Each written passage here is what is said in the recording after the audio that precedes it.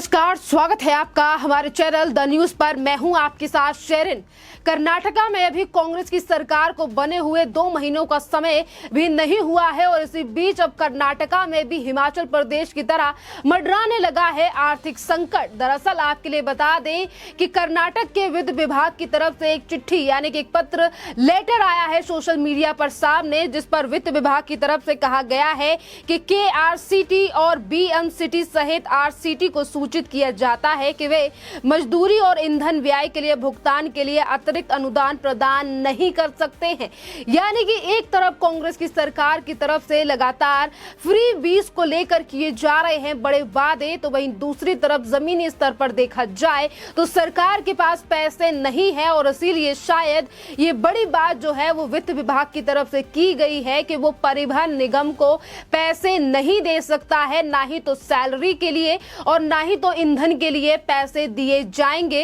जिसको लेकर लगातार अब कर्नाटका की कांग्रेस सरकार पर उठाए जा रहे हैं सवाल। क्योंकि आपके लिए बता दें कि आज बेशक कर्नाटका में कांग्रेस की सरकार है जिसे चलाने के लिए लगातार बड़े वादे किए जा रहे हैं। कर्नाटका का कायाकल्प बदलने के साथ साथ 5 बड़ी गारंटी जो है वो कांग्रेस की तरफ से दी गई थी, जिसमें से फ्री बिजली के साथ साथ महिलाओं को फ्री बस की यात्रा का वादा किया गया था, जो कि अभी कुछ दिन पहले ही कर्नाटका में उसकी शुरुआत की गई है। एक तरफ जो है वो राज्य सरकार इस तरीके से बड़े वादे कर रही है और बैकडोर से देखा जाए तो वित्त मंत्रालय की तरफ से ये ऐलान करना कि वो बसों में काम करने वाले यानी कि बसों के ईंधन के लिए किराया और जो काम कर रहे लोग हैं उनकी दिहाड़ी यानी कि मजदूरी को नहीं दे पाएगा, उनका पैसा देने में असमर्थ है वित्त विभाग। तो आखिरकार इस पर क्या जवाब देगी कांग्रेस की सरकार, क्योंकि अब लगातार परत दर परत खुलती जा रही है कांग्रेस की सरकारों की,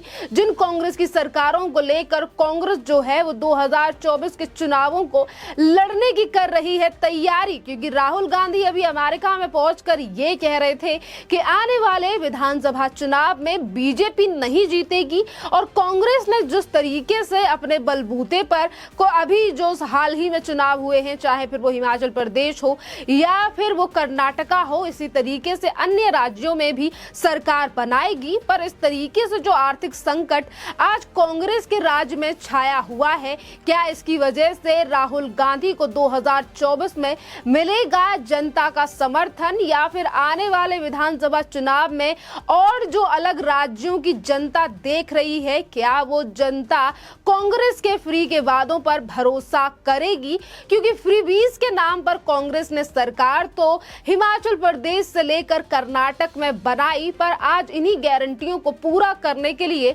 आज कांग्रेस के नेता सामने नहीं आ रहे हैं। और बात अगर कर्नाटका की जाए तो एक तरफ बिजली को लेकर भी तमाम संकट जो है वो कर्नाटक में देखा जा रहा है कि एक तरफ सब्सिडी देने की बात जो है वो कर्नाटक सरकार की तरफ से की गई है, तो वहीं दूसरी तरफ 3 रुपए महंगी कर दी गई है। कर्नाटक यानी कि बेंगलुरु के क्षेत्र में बिजली को महंगा कर दिया गया है, उसको लेकर भी कर्नाटका की कांग्रेस सरकार है उस पर कई बार सवाल उठा है। और अब देखना अहम रहेगा कि जिस तरीके से अब पोल पट्टी खुल रही है या सच्चाई सामने आ रही है कि आर्थिक संकट अब छुपा नहीं है किसी से, क्योंकि अब वित्त विभाग की तरफ से ही जो है वो लेटर लिखकर जानकारी दी जा रही है, सूचना दी जा रही है। और इसी पूरे मामले पर आज जहां एक तरफ जनता जो है वो कर्नाटक की सरकार पर सवाल उठा रही है, तो वहीं दूसरी तरफ बीजेपी ने भी हमला बोला है कांग्रेस सरकार के ऊपर। दरअसल आपके लिए बता दें कि बीजेपी के IT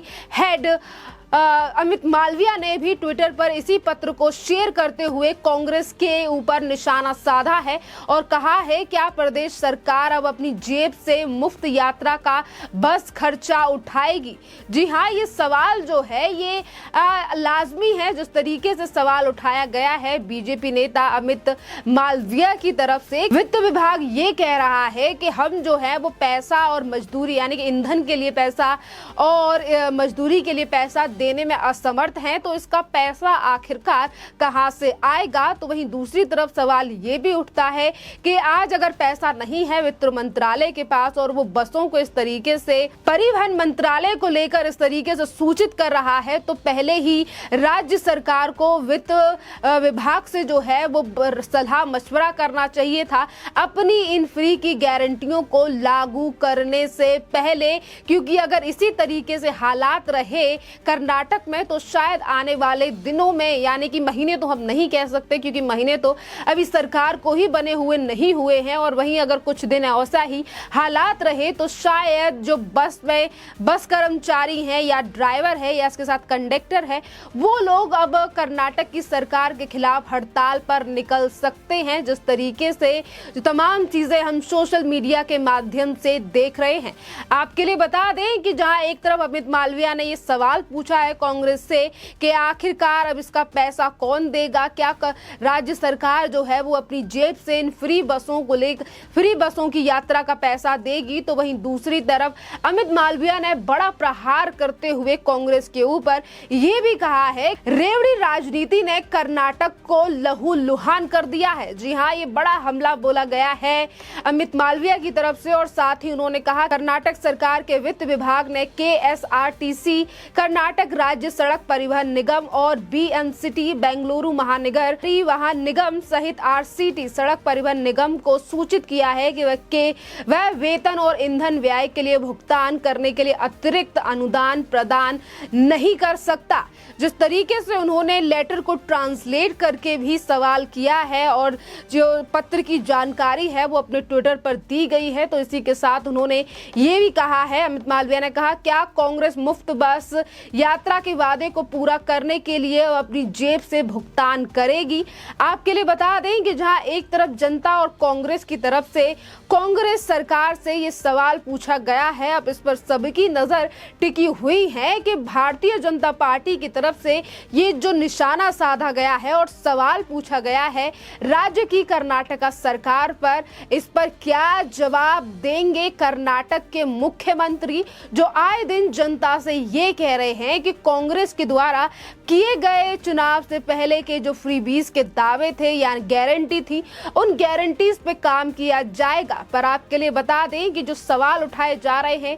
आज कर्नाटका की सरकार को लेकर ये दर्शा रहा है कि आने वाले चुनाव जहां पर खुद कांग्रेस की सरकार है, अगर इसी तरीके के हालात हिमाचल प्रदेश और कर्नाटक में रहते हैं तो शायद आने वाले विधानसभा चुनाव जो कि अलग राज्यों में होने वाले हैं वहां पर कांग्रेस को इसका खामियाजा भुगतना पड़ सकता है, क्योंकि एक तरफ 5 गारंटी की गई कांग्रेस की तरफ से कर्नाटक में, तो वहां का हाल बेहाल है और यही कुछ स्थितियां जो है वो हिमाचल प्रदेश में है कि वहां पर भी सरकारी कर्मचारी यानी कि 15,000 कर्मचारियों की सैलरी जो है वो नहीं दी गई है और सरकार को लोन लेना पड़ रहा है। तो अगर इसी तरीके के हालात राजस्थान या मध्य प्रदेश में अगर बड़े वादे किए जाते हैं, गारंटी दी जाती है, जिस तरीके से प्रियंका वाड्रा मध्य प्रदेश से लेकर राजस्थान में बड़े वादे कर रही हैं, तो शायद ही जनता इन वादों पर भरोसा दिखा पाएगी। कांग्रेस के द्वारा जो फ्रीबीज का